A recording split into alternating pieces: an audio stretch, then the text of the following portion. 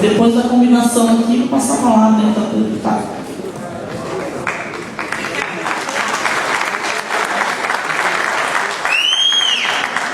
Boa tarde, companheiras, companheiros da mesa. Só tem mulher nessa mesa. Nós estamos tomando poder no país e no mundo. Os homens que se cuidem. Daqui a pouco vocês têm que estar lutando por uma pauta, por participação de vocês. E aí vocês vão ver o que é bom. Vão ver o que é bom, está excluído. Estarem excluídos dos espaços. As mulheres estão tomando o poder para cuidar dos homens. Como é que nós vamos cuidar de nós? Cuidar de vocês, Armando? Que é isso? Que vergonha! Se cuidem! Bom, companheiras, eu fiquei aqui meio perdida, porque quando eu vi o programa, estava previsto que nesse colóquio estariam também participando alguns deputados, além de mim, e alguns senadores. Mas parece que eles não vieram, não chegaram ainda, e eu vou ter que falar, só eu, sobre o tema, que é o papel do parlamento na democratização das comunicações. Eu queria muito que eles estivessem aqui também, para a gente cotejar a visão de cada um deles e nossa, em relação à prática deles e nossa no Congresso Nacional. De 8 horas. Mas eu queria começar cumprimentando a Abraço pela iniciativa, muito importante, oportuna, porque vem no bojo, né, de vários eventos nos estados, nas regiões, num debate profundo, amplo, interessado e interessante. Eu tive a oportunidade de participar de um desses, né, congressos estaduais lá no interior de São Paulo, com o GERI, e pude constatar lá o grau de interesse, a qualidade dos debatedores e dos debates, e o avanço da compreensão da importância dessa questão em nosso país, na sociedade brasileira, como de resto é uma questão estratégica em qualquer sociedade. Eu milito nessa questão das comunicações desde o meu primeiro mandato na Câmara dos Deputados. Eu estou no 3º mandato, com a ajuda inclusive de muitos de vocês de São Paulo, e mesmo sem ser de São Paulo, eu tive manifestações pela mídia eletrônica, pela mídia virtual, de manifestação de apoio de muitos de vocês, o que evidentemente contribuiu para que eu fosse reeleita, o que não foi fácil, porque eu não tenho tempo de televisão, não tenho dinheiro e tenho vergonha na cara de não cometer corrupção. Muito bem, ex-prefeita. E estou reeleita por 4º mandato. Eu falava de que há 12 anos eu milito como deputada na Comissão de Ciência, Tecnologia, Comunicação e Informática. Foi lá que eu descobri essa área, a questão das comunicações, o caráter estratégico dessa questão, né, a importância de se rever o marco legal do Brasil, está absolutamente desatualizado, obsoleto e inadequado aos novos desafios que, inclusive, estão postos na questão das comunicações em nosso país.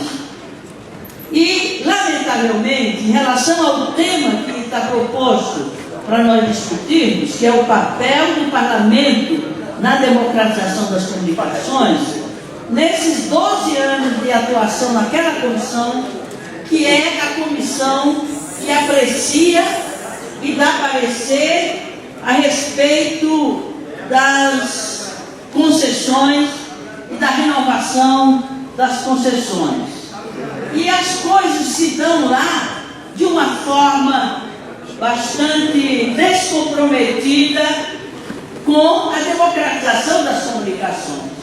Basta dizer que a composição daquela comissão, grande parte dos que participam dela, são parlamentares ou que têm concessão própria de rádio e TV, os próprios parlamentares têm concessão de rádio e TV, ou são parlamentares que representam os interesses do empresariado das comunicações no país.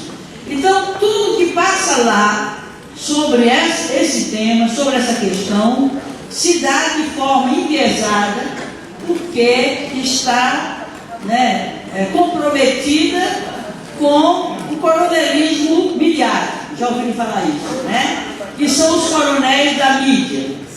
E, ao mesmo tempo que são políticos, parlamentares, deputados e senadores, eu falo desses, que é aquele segmento que o tema me obriga a falar, que é como é que se dá a compreensão e a participação e o envolvimento do Congresso Nacional sobre o seu papel, se é que eles se indagam sobre isso, em termos da democratização dos meios de comunicação.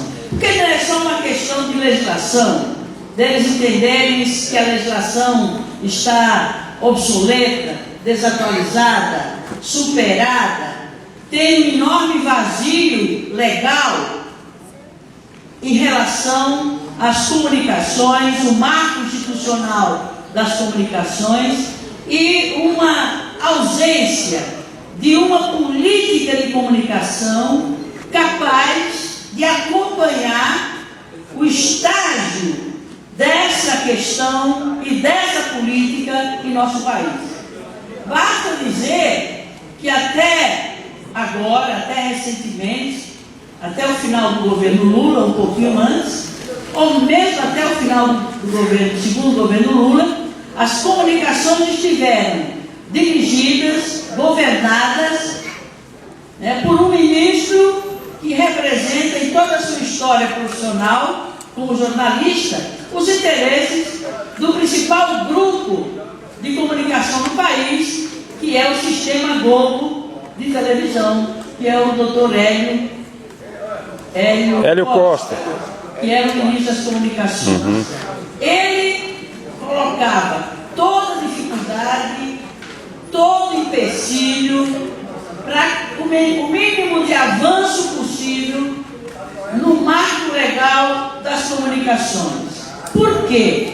Porque a ele e a quem ele representava no governo e a quem sempre representou no Congresso Nacional, era sempre no sentido de preservar os interesses dos meios, dos detentores das concessões dos meios de comunicação. Sobretudo, o grupo mais poderoso, que é o Sistema Globo de televisão, que tem dezenas de emissoras pelo país afora, porque ele faz a subconcessão, eles têm a concessão e eles subconcedem a outros tantos pelo país afora, para atender inclusive interesses de deputados, senadores, governadores e tantos mais, o que evidentemente dá para entender as razões não confessadas verbalmente do quanto ele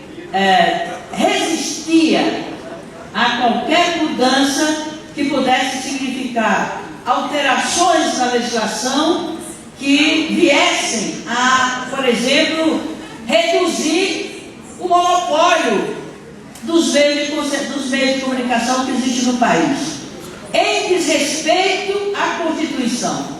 Se de fato o Brasil, o governo brasileiro, o Congresso brasileiro, com a participação da sociedade civil, já tivessem cumprido as determinações da Constituição de 88, já tem mais de 20 anos, e é a Constituição que no seu capítulo 5º avança com consideravelmente no sentido de corrigir as distorções, os desvios e as ilegalidades que existem do ponto de vista da gestão da política de comunicação no país.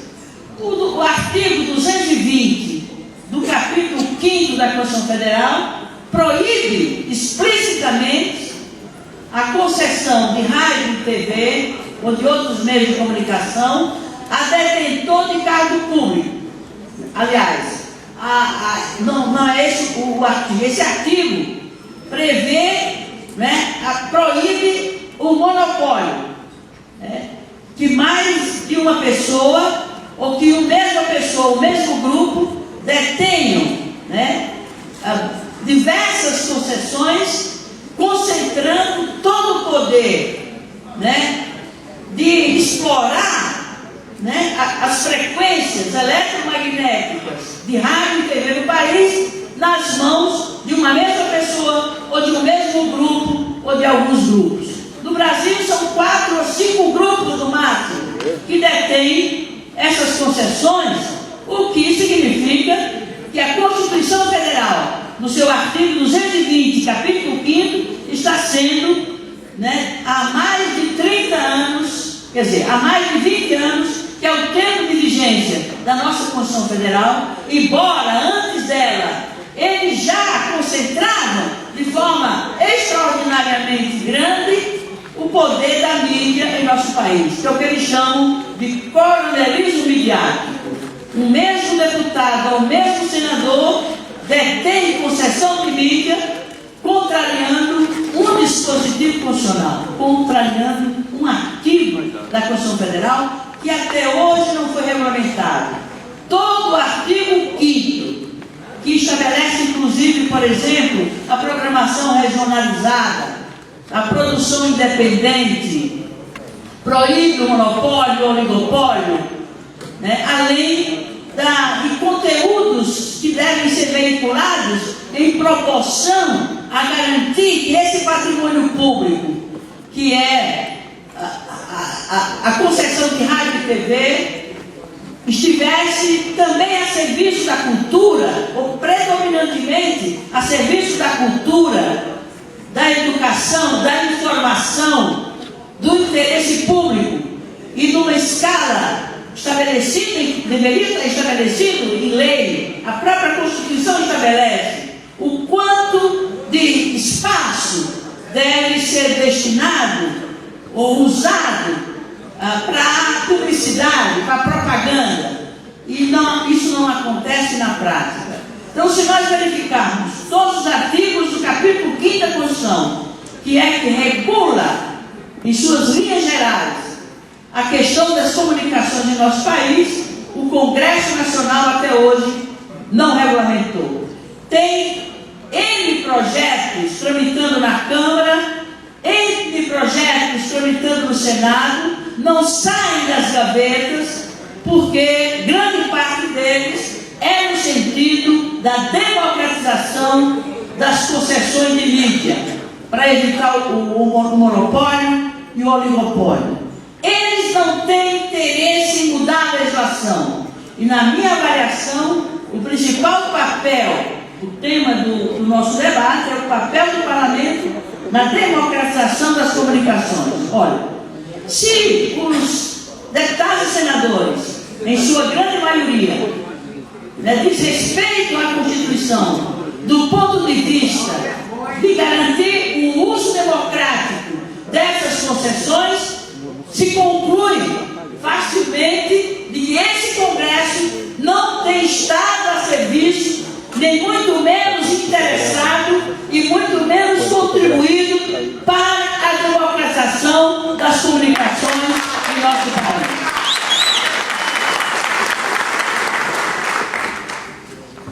Porém, a gente tem que convir que a partir de um certo momento, e isso graças à militância de vocês do sistema comunitário de comunicação, setor das rádios comunitárias, Abraço tem tido um protagonismo fantástico na defesa né, do direito ao acesso à informação, à comunicação, aos meios de comunicação, inclusive reconhecendo esse direito entre os direitos humanos fundamentais. Consta da Declaração Universal dos Direitos Humanos que o direito à informação, às comunicações sociais, é um direito humano fundamental. E, lamentavelmente, esse direito fundamental e esse direito de cidadania não tem sido reconhecido no Brasil e muito menos tem sido defendido e protegido pelo Congresso Nacional. A partir de um certo momento, eu dizia, há 3 anos atrás, quando vocês, Abraço, FNDC, Intervozes, todas as entidades que militam nesse setor, começaram a se articular, a se organizar e a pressionar politicamente o governo na perspectiva da convocação de uma primeira conferência de comunicação social. A primeira conferência que o governo brasileiro realizou foi a primeira conferência de saúde em 1941.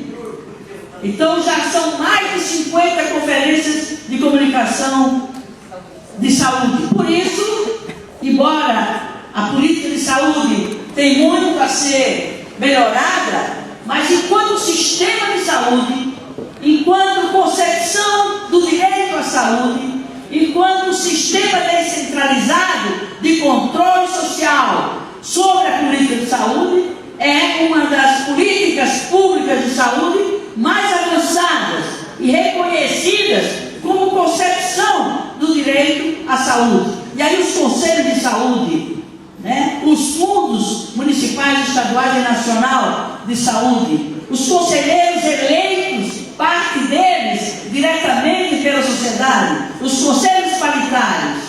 Então, por isso é que a participação da sociedade civil na definição, controle da política de saúde do nosso país avançou mais do que qualquer outra política, exatamente pela realização desses fóruns nacionais, precedidos de fóruns regionais e estaduais, o que incorporou a participação da cidadania brasileira nessa questão fundamental na vida de qualquer comunidade humana, que é a questão da saúde. Outras políticas da criança e adolescente, da assistência social, da cultura, da mulher, têm feito várias conferências ao longo de vários governos. E só agora, em 2010, final de 2009, em dezembro, depois de 3 anos de luta dos movimentos, e dentre eles vocês da Abraço, é que o governo brasileiro, até porque certamente enfrentava resistências do ministro de então, o Hélio Costa, que certamente não tinha interesse em fazer uma conferência nacional de comunicação, nem muito menos conferências estaduais, porque ele sabia que a partir daí as coisas iam mudar de rumo.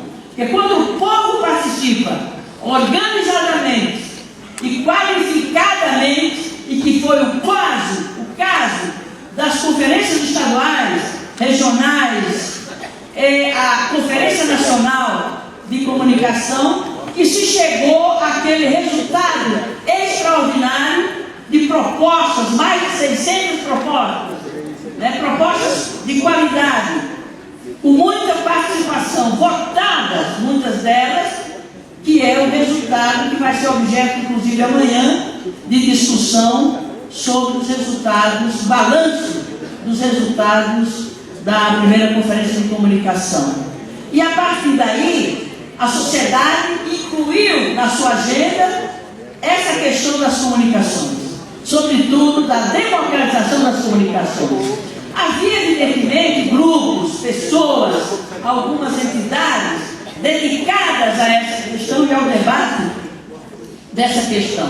Mas foi exatamente ao longo da preparação da CONFECOM, da sua realização e da pós-conferência, que esse tema definitivamente passou a constar, entrou na agenda da sociedade brasileira e o governo está sendo obrigado a responder a essas pressões, a essas demandas e àquilo que se acumulou de reflexão e de propostas, inclusive do ponto de vista legal, para que se saia desse patamar bastante atrasado, não do ponto de vista tecnológico, isso é que é o drama, porque está havendo uma verdadeira revolução da tecnologia das comunicações, da informação, né, envolvida aí com toda essa revolução científica e tecnológica, e o nosso marco legal, o nosso marco institucional é ainda de 1962. O Código Brasileiro de Telecomunicações é de 1962.